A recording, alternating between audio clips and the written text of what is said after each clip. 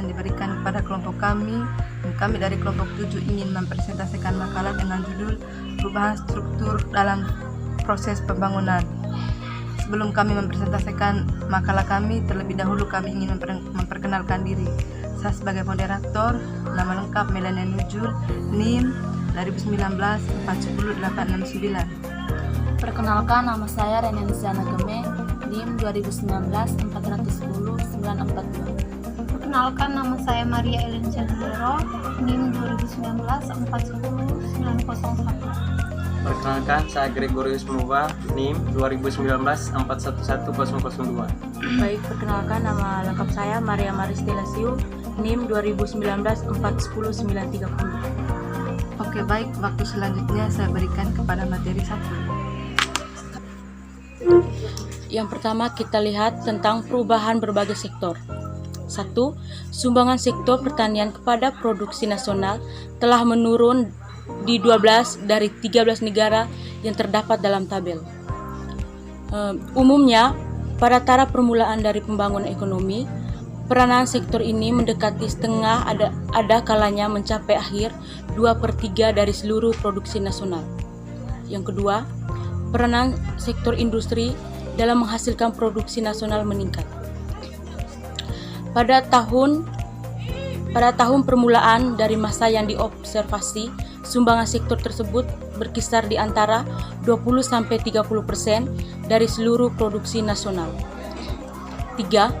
Sektor jasa-jasa sumbangannya dalam menciptakan produksi nasional tidak mengalami perubahan yang berarti dan perubahan itu tidak konsisten sifatnya.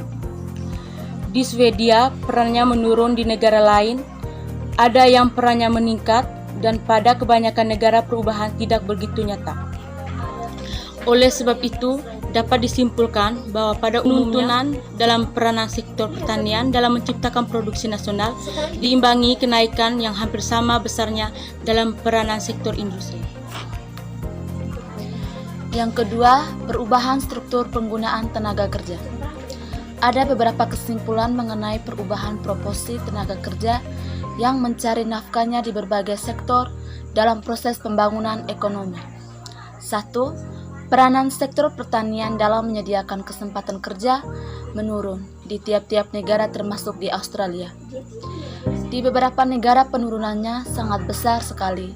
Pada permulaan masa yang diobservasi di beberapa negara, yaitu Amerika Serikat, Jepang, dan Rusia. Peranan sektor pertanian dalam menyediakan kesempatan kerja melebihi 2/3 dari seluruh tenaga kerja. Yang kedua, peranan sektor industri dalam menyediakan kesempatan kerja menjadi penting, akan tetapi kenaikan tersebut secara relatif adalah sangat kecil. Yang ketiga, peranan sektor jasa-jasa dalam menyediakan kesempatan kerja tidak mengalami perubahan di Inggris, Belgia, negeri Belanda, Swedia, dan Australia. Peranannya mengalami kenaikan relatif yang sangat besar, seperti dapat diperhatikan dari keadaan Swiss, Denmark, Norwegia, Italia, Amerika Serikat, Kanada, Jepang, dan Rusia. Yang ketiga, perubahan struktur sektor industri dan jasa. Untuk menganalisis perubahan dari peranan berbagai sub-sektor industri dalam menciptakan pendapat nasional di analisa data dari 6 negara. Sedangkan untuk menganalisis perubahan dari peranan berbagai subsektor industri dalam menampung tenaga kerja yang digunakan data dari 11 negara. Perubahan peranan dari berbagai subsektor dalam sektor industri menghasilkan produksi nasional dan menciptakan kesempatan kerja. Sifat-sifat pokoknya adalah sebagai berikut. Yang pertama, pada tingkat pembangunan yang rendah, subsektor pertambangan pada umumnya selalu merupakan subsektor industri yang kecil. Perannya dalam menciptakan produksi nasional dan menampung tenaga kerja. 2. Subsektor industri pengelolaan yang meliputi juga industri tenaga penyediaan air dan listrik. 3. Perubahan peran subsektor perubahan dan pengangkutan dalam menciptakan produksi sektor industri dan menampung tenaga kerja tidak menunjukkan pola yang seragam. Yang keempat, perubahan struktur industri menurut analisis Canary.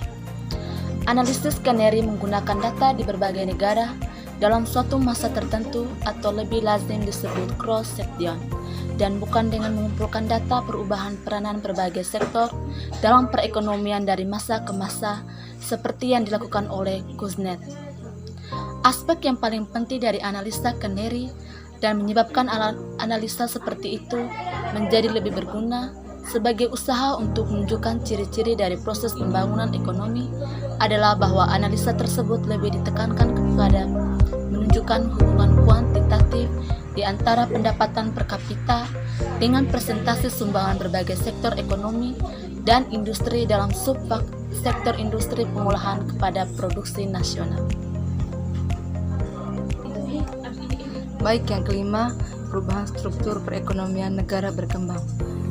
Perhatian yang lebih besar terhadap pembangunan ekonomi negara-negara berkembang yang telah menimbulkan dorongan untuk melakukan usaha-usaha perbaikan dalam pengumpulan data kegiatan ekonomi di negara-negara itu. Semakin meluasnya jumlah dan jenis data yang tersedia mengenai kegiatan-kegiatan ekonomi di negara-negara berkembang tersebut memungkinkan para penyelidik ekonomi untuk membuat analisa mengenai perubahan struktur kegiatan ekonomi dalam proses pembangunan yang telah terjadi di negara-negara berkembang.